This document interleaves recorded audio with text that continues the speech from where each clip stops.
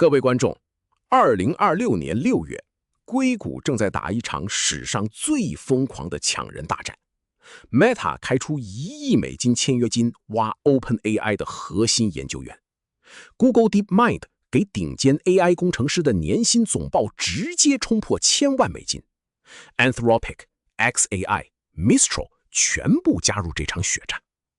但最诡异的数字来了，有一份硅谷内部调查显示，那些拿到天价加薪的工程师，有将近40%的人1年之内还是跳槽走人了。你给他加到年薪1000万，他还是走。为什么？今天杰森教练帮你拆一本彻底颠覆你管理常识的书 ，Daniel Pink 的 Drive 动机单纯的力量。这本书一句话讲完，钱是这个世界上最弱的动机之一。上一集 EP55 我们讲恒毅力，你知道了成功要靠毅力撑下去，但毅力的燃料是什么？动力从哪里来？这一集就是答案。我是杰森教练 ，AI 数字员工龙虾学院。这一集你要听到最后，因为它会重写你带团队跟带自己的方式。先说作者 Daniel Pink 是谁？丹尼尔·品克，1964年出生，美国西北大学毕业，耶鲁大学法学博士。但他真正让人记住的身份是前白宫副总统高尔的首席文胆。高尔所有公开演讲的讲稿，很多都是 Daniel Pink 写的。一个能帮副总统写稿的人，代表他最懂一件事：怎么用语言打动人心，怎么让人想要去做一件事。2009年，他出版这本《Drive 动机单纯的力量》，顺手做了一场 TED 演讲。结果那场演讲累积破1000万次观看，变成 TED 史上最热门的演讲之一。这本书的关键反转是什么？ Daniel Pink 直接打企业界一巴掌。你公司沿用了100年的胡萝卜加棒子，做得好给奖金，做不好就处罚。这套制度是工业时代的遗毒。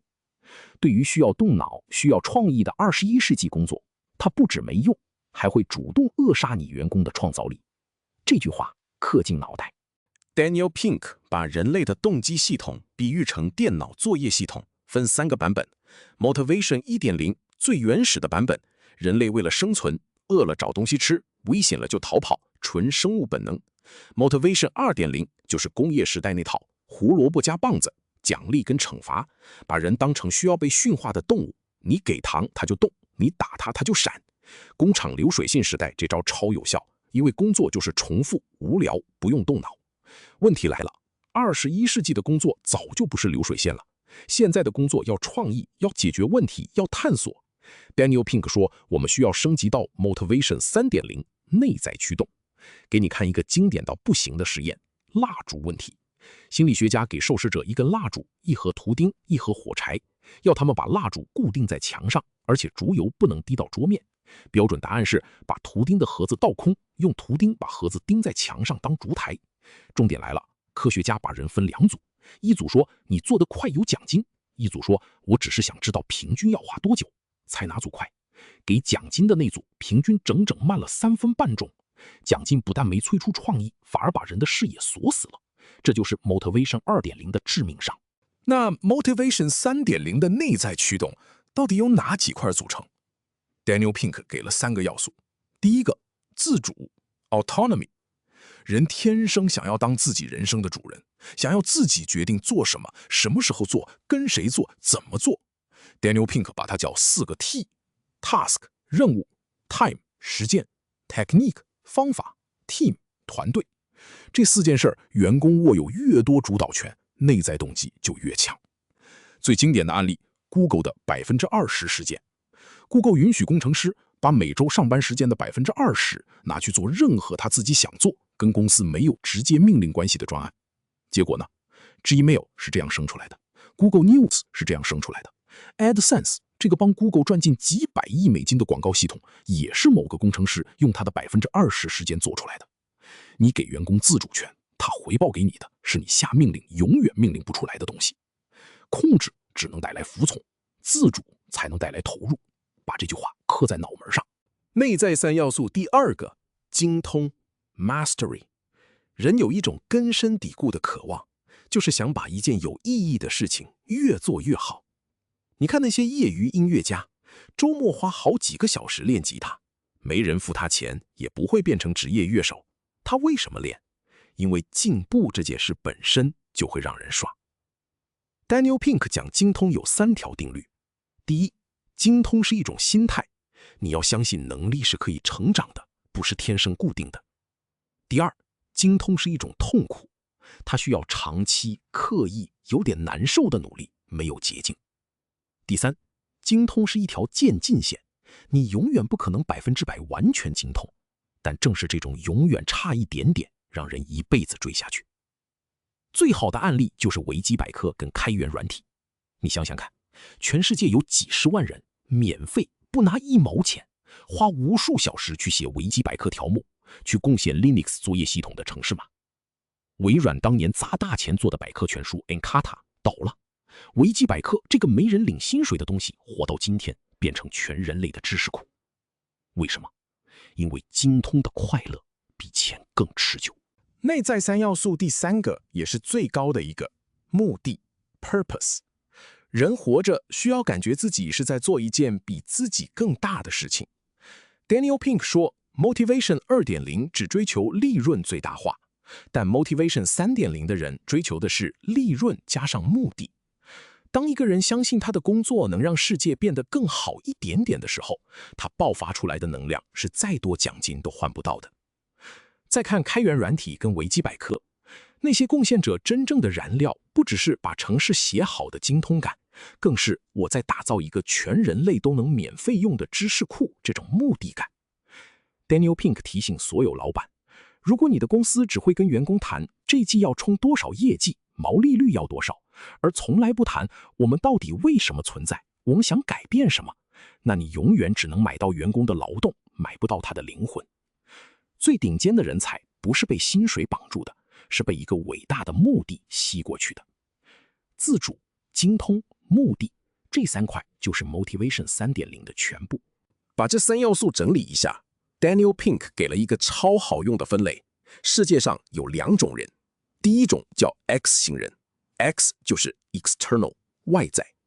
X 型人做事的燃料是外在的东西，加薪、奖金、头衔、别人的称赞，怕被骂。 X 型人不是坏，是被工业时代那套 Motivation 2.0 养出来的，你给胡萝卜他就跑，抽掉胡萝卜他就停。第二种叫 I 型人， I 就是 intrinsic 内在。 I 型人做事的燃料是内在的，自主、精通、目的。重点来了， Daniel Pink 说了3件事。第一， I 型人不是天生的，是后天环境养出来的，任何 X 型人都能被转化成 I 型人。第二，长期来看 I 型人的表现几乎永远赢过 X 型人，因为内在的火能烧一辈子，外在的火一断油就熄。第三， I 型人反而往往赚的比 X 型人多。听起来很讽刺，对不对？因为他们不为钱做事，反而把事做到极致，钱自己追上来。问问你自己，你带的团队，你培养的是 X 型人还是 I 型人？理论讲完，套到我们华人创业界最大的偶像身上，黄仁勋跟他的 NVIDIA。听好， NVIDIA 能变成5兆美金的帝国，绝对不是因为黄仁勋给的钱最多。在这场矽谷抢人大战里， Meta 开的签约金比 NVIDIA 还凶。但顶尖 AI 人才为什么挤破头想去 NVIDIA？ 因为黄仁勋给的正好是 Daniel Pink 讲的那3块。第一，自主。 NVIDIA 的工程师文化极度扁平，黄仁勋有40几个人直接向他报告，他不搞层层审批，工程师有极大的技术决策自主权。第二，精通。在 NVIDIA 你能碰到全世界最难最前沿的晶片与运算问题，对一个顶尖工程师来说，这是把记忆磨到极致的天堂。第三，也是最猛的，目的。黄仁勋给整家公司的目的不是赚钱，是加速人类的运算，加速整个 AI 时代的到来。他常讲一句话的意思就是，我们在做的事情会重新定义人类文明。一个工程师为了1000万年薪会留下，但他为了参与重新定义人类文明这件事，会把命都拼进去。黄仁勋不是用钱绑住人才，是用自主加精通加目的，把全世界最聪明的脑袋吸成一块磁铁。理论很美，但老板最容易掉进3大管理误区。我帮你一个一个戳破。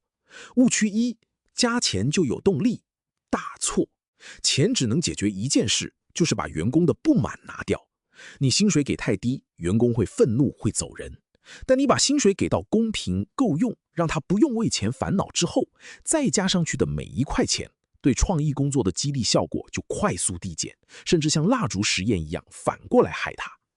Daniel Pink 的处方是把钱给够，给公平，然后让钱这件事从桌面上消失，接着去谈自主、精通、目的。误区二：紧迫盯人提高效率，完全相反。你越是盯着员工的每一个动作、每一个打卡时间、每一封邮件，你就越是在摧毁他的自主感。你把一个有可能变 I 型的人硬生生压回 X 型。管理的最高境界不是控制，是创造一个让人自己想冲的环境。误区三： KPI 越细越好，危险。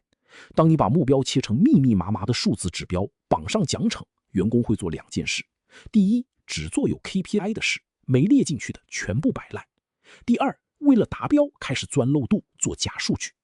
把人变成只会追胡萝卜的动物，你就别怪他失去了创造力。把这3要素套到各位观众的创业实战，你是创业者，你带团队，你也带你自己，怎么用？先讲带团队。第一，给自主，不要规定员工几点打卡，不要监控他每一个动作，你给他一个清楚的目标跟结果，中间的方法、时间、节奏让他自己抓。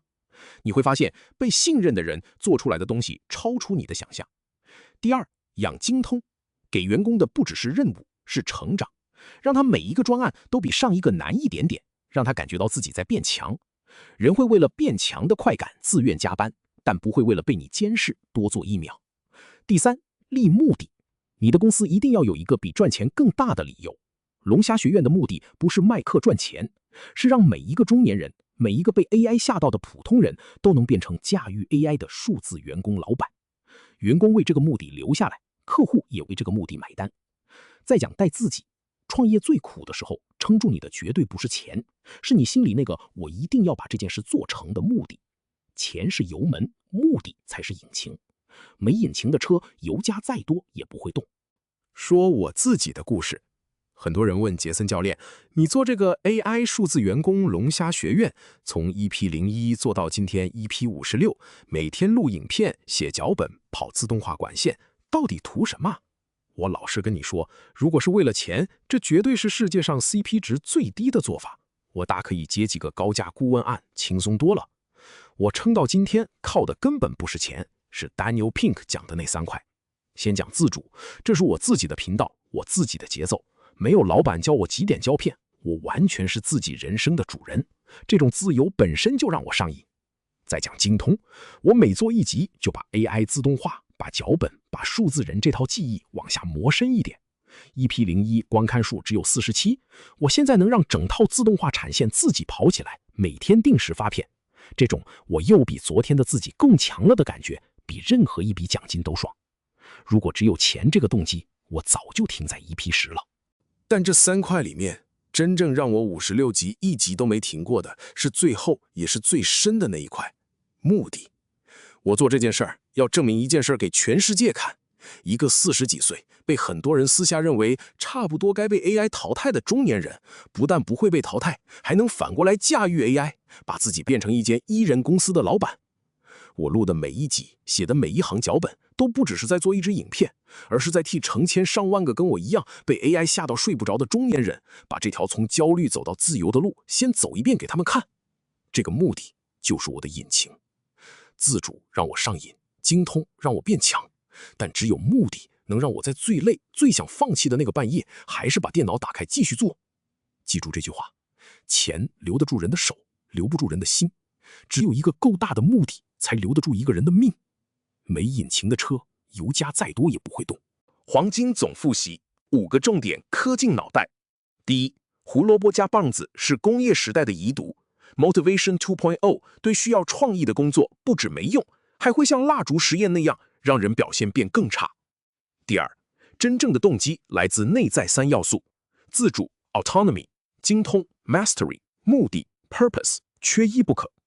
第三，自主带来投入，控制只能带来服从。Google 20%时间生出了 Gmail。精通的快乐比钱持久，维基百科跟开源软体就是铁证。目的能吸住顶尖人才，因为人想做比自己更大的事。第四，把人分两种 ，X 型人烧外在的油一断就熄 ，I 型人烧内在的火能烧一辈子，而且长期表现跟赚的钱往往都赢 X 型人。第五，别掉进3大管理误区，加钱不等于有动力，紧迫盯人摧毁自主 ，KPI 太细逼出造假。把这5点刻在脑门上，你带团队跟带自己就升级了一个世代。最后，动机这块拼图你拿到了，你知道了真正的动力来自自主、精通、目的，而不是钱。但动力有了，毅力有了，成功就一定来吗？还缺最后一块拼图。下一集 EP57，我们进入一本彻底改写成功学的神作《Outliers 艺术》，作者是 Malcolm Gladwell 格拉维尔，那个写引爆点决断2秒间的天才作家。这本书要问一个让人不舒服的问题：那些顶尖成功的人，真的只是因为他们更努力、更有动机吗？还是说他们背后藏着我们没看见的东西？出生的年份、家庭的背景，那个让他刚好踩中时代浪头的机遇，再加上那个传说中的10000小时定律。动机让你愿意起跑，但艺术告诉你，成功这件事还需要老天爷发给你的那张入场券。我是杰森教练，AI 数字员工龙虾学院，我们下一集见。